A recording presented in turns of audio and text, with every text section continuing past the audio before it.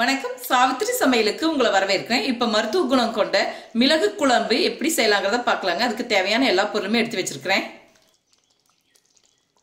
இப்ப வறுத்து அரைக்கிறதுக்கு தேவையான எல்லா பொருளுமே எடுத்து வச்சிருக்கேங்க. ஒவ்வொன்றா வறுத்து எடுத்துக்கலாம். முதல்ல 1 டீஸ்பூன் எண்ணெய் விட்டுக்கலாம். இதுக்கு நல்லெண்ணெய் தாங்க நல்லா இருக்கும். இப்போ 1 டேபிள் ஸ்பூன் கடலைப்பருப்பு, 1 டேபிள் ஸ்பூன் உளுந்தம்பருப்பு, 1/2 டேபிள் ஸ்பூன் சீரகம், 1/2 டேபிள் ஸ்பூன் மிளகு, 1 டேபிள் ஸ்பூன் உருண்டை மல்லி, தனியா, இதெல்லாம் நல்லா வறுத்துக்கலாம். மிதமான தீச்சூடு வச்சு நல்லா மணம் வர அளவுக்கு கருக விடாமல் பார்த்து வறுத்துக்கணும்.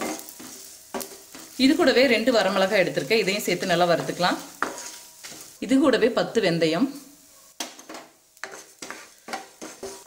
இப்போ எல்லா பொருளும் போட்டு நல்லா வறுத்து எடுத்தாச்சுங்க. நல்லா செவந்து வரும் லேசாக. அந்த டயத்தில் பார்த்து எடுத்துக்கணும், கருக விட்டுறக்கூடாது. இப்போ ஒரு தட்டுக்கு மாற்றி சூடார வச்சுக்கலாம். ஒரு நெல்லிக்காய் சைஸ் அளவு புளி எடுத்துருக்கேங்க. இதை நல்லா கரைச்சி வச்சுக்கலாம். இப்போ வறுத்து வச்ச பொருள் எல்லாமே நல்லா சூடாறிடுச்சுங்க. இது மிக்சி ஜாரில் போட்டு கொஞ்சமாக தண்ணி விட்டு நல்லா நைஸாக அரைச்சி எடுத்துக்கலாம். இப்போ நல்லா பொடிச்சாச்சுங்க. இது கூட தண்ணி சேர்த்து இன்னைக்கு கொஞ்சம் நல்லா நைஸாக அரைச்சி எடுத்துக்கலாம். இப்போ அரைச்சாச்சுங்க. தாளித்து விட்டுக்கலாம். இந்த மிளகு குழம்புக்கு நல்லெண்ணெய் சேர்த்துக்கிட்டால் நல்லா இருக்குங்க. நான் இப்போ 3 டேபிள் ஸ்பூன் நல்லெண்ணெய் விட்டுருக்கேன். எண்ணெய் காயிட்டும்.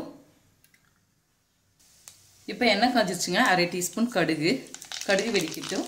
இது கூடவே 1/2 டீஸ்பூன் உளுந்து.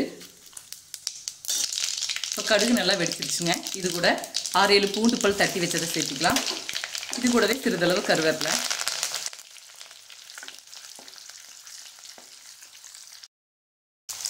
10 to 15 சின்ன வெங்காயம் சின்ன சின்னதாக நறுக்கி வச்சுருக்கேங்க. இதையும் சேர்த்து நல்லா வதக்கி விட்டுக்கலாம். இப்போ வெங்காயம் பூண்டு பல் வதங்கிடுச்சுங்க. இது கூட 1/4 டீஸ்பூன் மஞ்சள் தூள், 1/4 டீஸ்பூன் பெருங்காயத்தூள். வெங்காயம் பூண்டு பல் எல்லாமே நல்லா ஈரம் போகிற அளவுக்கு வதக்கிக்கணுங்க. இப்போ அரைச்ச விழுதை சேர்த்து நல்லா கலந்து விட்டுக்கலாம்.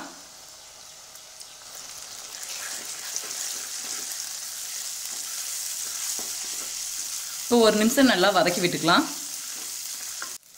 இப்போ நல்லா வதக்கி விட்டாச்சுங்க. இது கூட மிக்சி ஜார் கழுவுன தண்ணி கொஞ்சம் ஊற்றிக்கலாம். இது கூடவே புளி தண்ணி கரைச்சி வச்சது ஊற்றிக்கலாம்.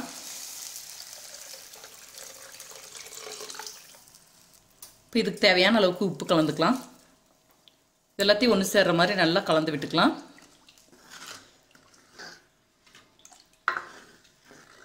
இப்போ லோ மீடியம் ஃப்ளேம்லிங்க ஒரு 10 நிமிஷம் நல்லா கொதிக்க விட்டுடலாம். இப்போ மூடி போட்டு ஒரு 10 நிமிஷம் கொதிக்க விடலாம்.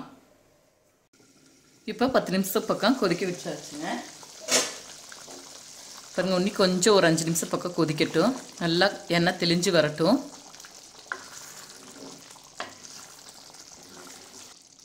இப்போ தேவையான அளவுக்கு குழம்பு சுண்டி நல்லா பிரிஞ்சு வந்துருச்சு. பாருங்கள், எண்ணெய் லேசாக பிரிஞ்சு வந்துருச்சு. இப்போ நம்ம ஸ்டவ் ஆஃப் செய்துக்கலாம். இல்லை விருப்பப்படுறவங்க கொஞ்சம் காரசாரமாக இருந்தால் வெல்லம் சேர்த்திக்கலாம்.